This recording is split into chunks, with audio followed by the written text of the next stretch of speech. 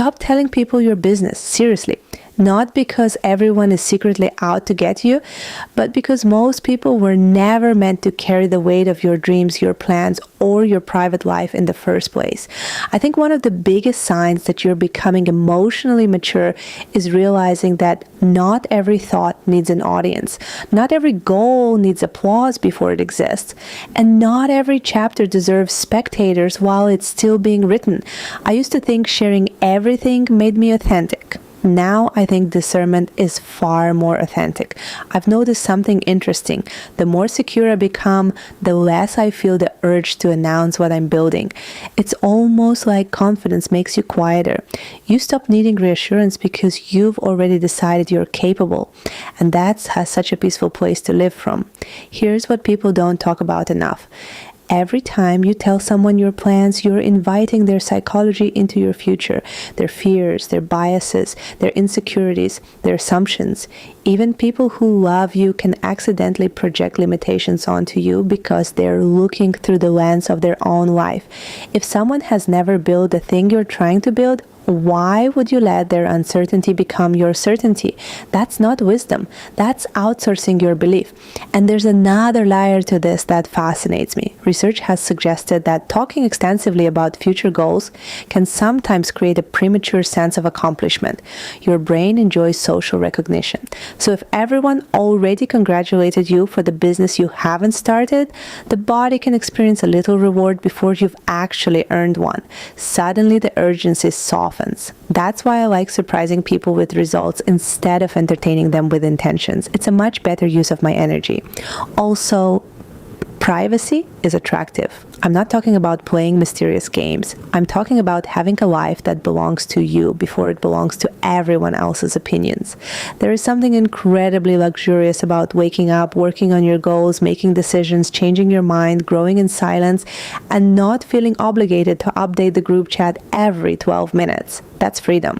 I also think oversharing often comes from a very human place. We want connection. We want encouragement. We want someone to tell us we're making the right choice. But sometimes what we're actually looking for is permission. And I don't know about you, but I've stopped asking people for permission to become the woman I already know I'm becoming. Some conversations are sacred. Protect them. Another thing, notice who always asks a lot of questions but rarely shares anything meaningful about themselves. Not everyone gathering information is gathering it because they care. Some people collect details because information creates social currency. They don't even realize they're doing it. Before you know it, your private life has become someone else's casual conversation over lunch. No malicious intent, just loose boundaries, and you don't have to participate in that. You're allowed to smile, change the subject, and keep certain things beautifully private. I promise it doesn't make you rude. It makes you emotionally intelligent. One of my favorite habits now is letting people underestimate how much is going right in my life. There's something so peaceful about it. They don't know what I'm working on. They don't know every opportunity I'm exploring. They don't know every win I've had. They find out when I decide it's time. If I decide at all, that isn't secrecy, that's stewardship. Good things deserve protection while they're still growing roots. Think about a tiny plant. You wouldn't keep digging it up every day just to show everyone how it's doing. You leave it alone so it can grow.